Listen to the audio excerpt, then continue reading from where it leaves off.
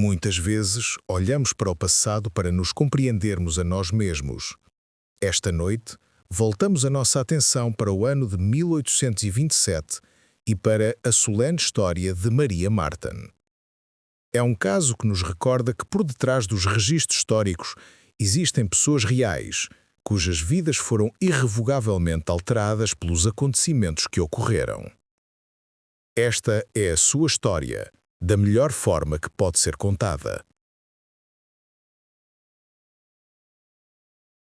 Na tranquila freguesia rural de Polstead, no condado inglês de Suffolk, erguia-se um marco local conhecido como o Celeiro Vermelho.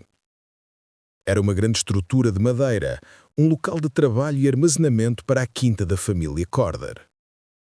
Durante gerações, foi uma parte banal da paisagem. Mas na primavera de 1828, tornara-se o foco de um rumor sombrio e persistente. Um lugar de curiosidade mórbida que em breve revelaria um segredo terrível. Um segredo que jazia enterrado sob o seu chão de terra batida. O coração desta história é uma jovem mulher chamada Maria Marten. Nascida numa humilde família local, aos 25 anos, a vida de Maria já era de considerável dificuldade. Numa época em que o estigma social era severo, ela era mãe solteira de 2 filhos sobreviventes. O seu terceiro filho, cujo pai era o filho de um agricultor local chamado William Corder, morrera na infância em circunstâncias que permaneceram tragicamente por esclarecer. Maria era conhecida pela sua aparência marcante, mas a sua vida era uma luta constante, dividida entre o julgamento das autoridades da freguesia e um profundo desejo de segurança e respeitabilidade. As suas esperanças para este futuro assentavam no homem que lhe prometera casamento, William Corder, uma figura conhecida na aldeia pelo seu charme, mas também pela sua reputação de desonestidade e caráter duvidoso. Na sexta-feira, 18 de maio de 1827, Maria Marten preparou-se para deixar a casa da sua família pela que acreditava ser a última vez. William Corder convencera-a de que deviam finalmente fugir para Ipswich para se casarem. Ele inventou uma história de que um agente da autoridade local tinha um mandado de captura contra ela por causa dos seus filhos ilegítimos, e que, para evitar o escândalo, ela devia viajar disfarçada. Ele instruiu-a a vestir um fato de homem e a encontrá-lo no Celeiro Vermelho. Ele iria à frente, explicou, levando os pertences dela num saco para evitar suspeitas. Maria, confiando no pai do seu falecido filho, concordou com o plano estranho. A sua família viu-a afastar-se em direção ao celeiro, vestida de homem, a caminho de uma nova vida. Foi a última vez que a vira. Durante quase um ano, William Corder manteve um engano elaborado e cruel. Ele visitava ocasionalmente a casa da família Marten, assegurando-lhes que ele e Maria estavam casados e a viver felizes perto da costa. Ele alegava que não podiam regressar a Polstead devido ao seu receio dos problemas legais de Maria e da sua suposta saúde debilitada. Para fundamentar as suas mentiras, Corder escreveu cartas à família, falsificando a caligrafia de Maria, falando do seu contentamento e explicando o seu silêncio prolongado. Ele dava desculpas para o fato de ela não poder escrever pessoalmente ou fazer uma visita. Entretanto, Corder já tinha deixado Suffolk há muito tempo. Mudou-se para Londres, onde colocou um anúncio matrimonial num jornal. Respondendo ao anúncio, uma mulher chamada Mary Moore tornar-se-ia sua esposa.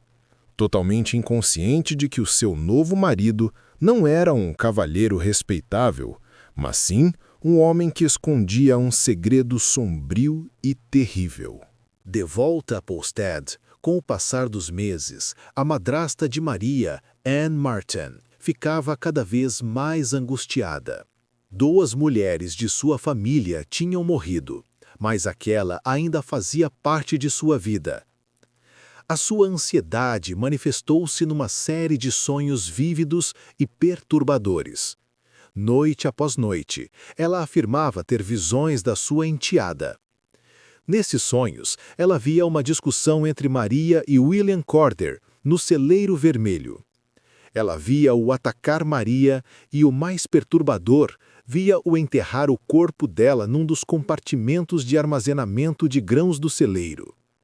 Os sonhos de Anne eram tão consistentes e tão gráficos que o que começou como a ansiedade de uma mãe transformou-se lentamente numa convicção aterradora. Ela insistiu repetidamente com seu marido, Thomas, para que ele superasse o seu ceticismo e procurasse no celeiro, convencida de que seus pesadelos eram uma revelação sobrenatural da verdade. A 19 de abril de 1828, 11 meses após o desaparecimento da sua filha, Thomas Martin já não podia ignorar os apelos de sua esposa. Ele foi ao celeiro vermelho com um amigo e um espigão de metal afiado. Guiado pela descrição de Anne a partir dos seus sonhos, ele começou a sondar o chão de terra batida no compartimento onde armazenavam os grãos. Num ponto, sentiu o chão ceder suavemente. Ele começou a cavar.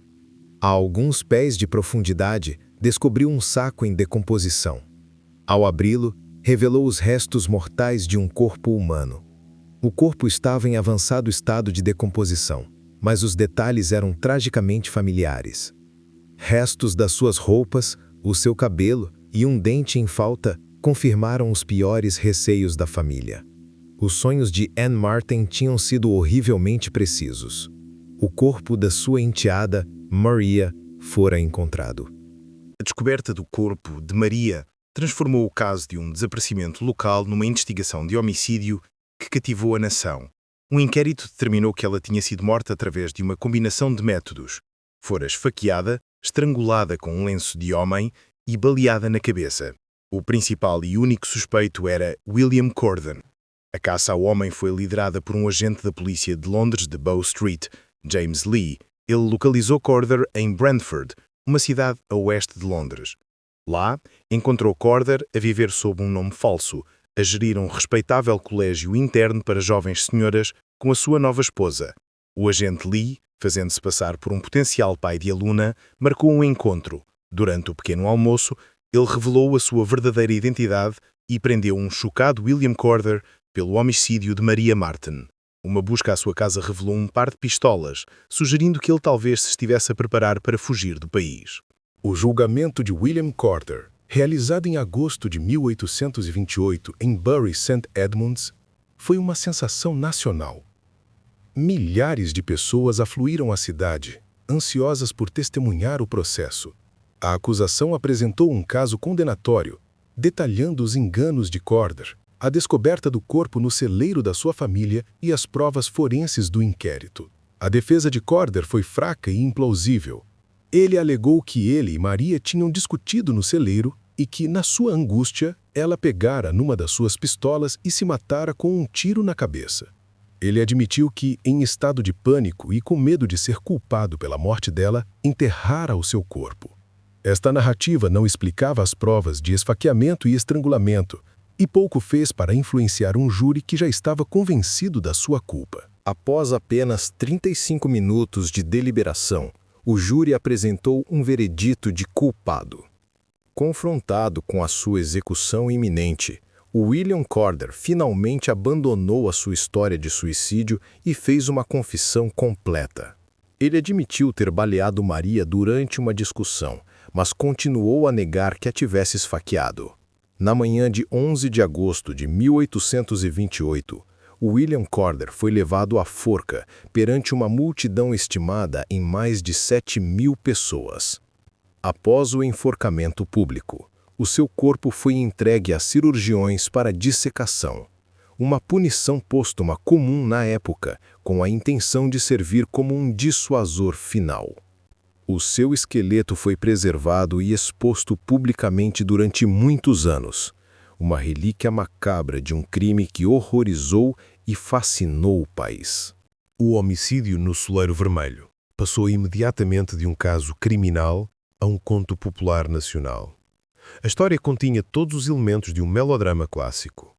Uma virtuosa rapariga do campo, um sedutor vil e enganador, um homicídio secreto e uma descoberta sobrenatural através de sonhos. O caso foi imortalizado em baladas populares, impresso em panfletos e adaptado para peças teatrais de enorme sucesso que percorreram o país durante décadas. Tornou-se uma lição de moral, uma história sensacionalista que capturou a imaginação do público do século XIX como poucas outras. A trágica história de Maria Marten e a maldade de William Corder tornaram-se um elemento permanente nos anais do crime real britânico. Uma história onde a justiça, acreditava-se, foi guiada por uma voz do além. Obrigado por terem passado este tempo conosco.